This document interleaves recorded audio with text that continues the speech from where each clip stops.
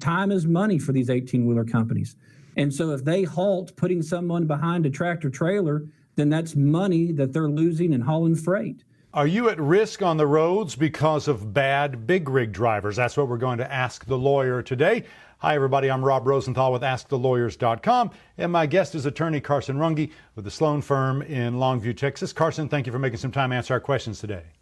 Thank you for having me. So what is the risk of having, let's just say, unqualified drivers driving 18-wheelers on our roadways? What's the risk to people? Well, the risk is significant, and the risk is that those 18-wheeler drivers who are unqualified are going to make a bad choice and therefore jeopardize the health, safety, and lives of you, me, and our families. Now, I know that, people don't come to you to say, man, everything went great with a 18-wheeler. I don't have a complaint. But if you had to guess, how common is it that there are drivers out there driving these huge vehicles that are not prepared or not qualified for it? Unfortunately, it's a very common issue, and it's an issue that we're seeing more and more of. The reality is that the motor carrier, the business who owns the tractor trailer and is putting these drivers on the road, have what are called minimum safety rules that they're supposed to follow. And part of those rules is checking into the background, the safety performance and driving history of applicants. And what we're seeing more and more of is that these 18-wheeler companies are not performing those minimum investigations that they're required to do. Why would they not perform them, Carson? I think that there are several reasons, but I think the most common reason that we see is that they're ready to get on the road, and time is money for these 18-wheeler companies. And so if they halt putting someone behind a tractor trailer, then that's money that they're losing in hauling freight.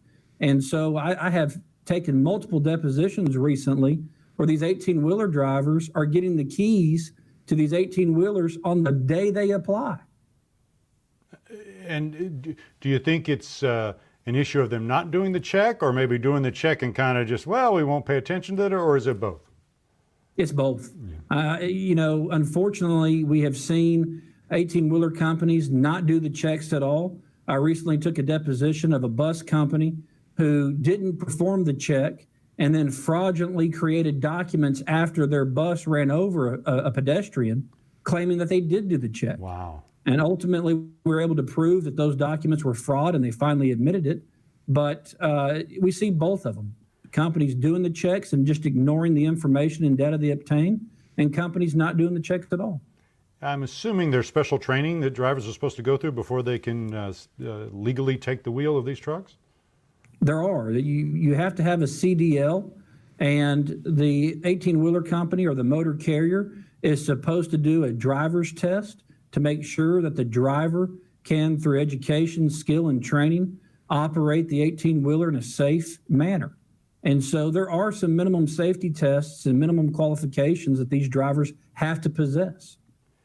If I'm injured in a collision with one of these vehicles, and maybe they're not a qualified driver, Carson, is my case with the motor carrier company? Is it with the driver? Could it be with both? Is that the kind of thing I need an expert like yourself to help me sort out?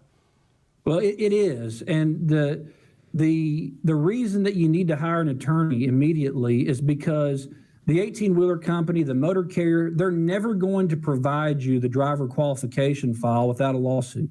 Under no circumstances are they going to produce those documents without a subpoena and without a lawsuit. And so for you to even do the investigation into the driver's background and to really dig deep to see if the motor carrier performed the minimum safety rules, you're going to have a lawyer and you're going to have a lawsuit. And so I highly recommend to anybody, if they're injured in any type of commercial motor vehicle wreck, to immediately hire a qualified attorney to investigate, to file your lawsuit, and to look into the motor carrier and the driver. And your lawsuit can be against the driver and the company and or both. Under the law in the state of Texas, a motor carrier is responsible for the acts of their driver. And so if their driver makes a bad choice and as a result injures or kills someone, not only is the driver personally responsible, but so is the motor carrier who put that driver on the road.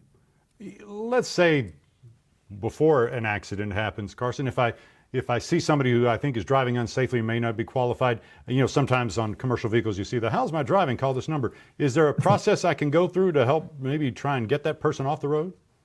Well, I think that if you see an 18-wheeler driver, a commercial motor vehicle driver driving erratically or irresponsibly, I would highly recommend that you call any 1-800 number that's seen on the trailer or on the tractor itself. I also know that the motor carrier's names should be listed on the side of the cab door.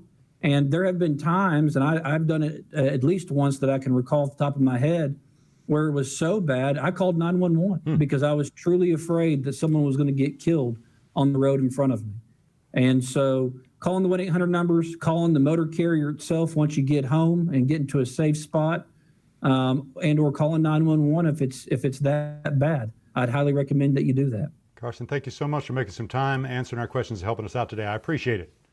Thank you for having me. It's always a pleasure to talk to you. That's going to do it for this episode of Ask the Lawyer. My guest has been Texas attorney Carson Runge. If you're ready to choose a lawyer that lawyers choose or get more information, head to AskTheLawyers.com. Also, please take a sec to like, share, and subscribe to our YouTube channel by clicking the button below. Thanks for watching, everybody. I'm Rob Rosenthal with AskTheLawyers.com.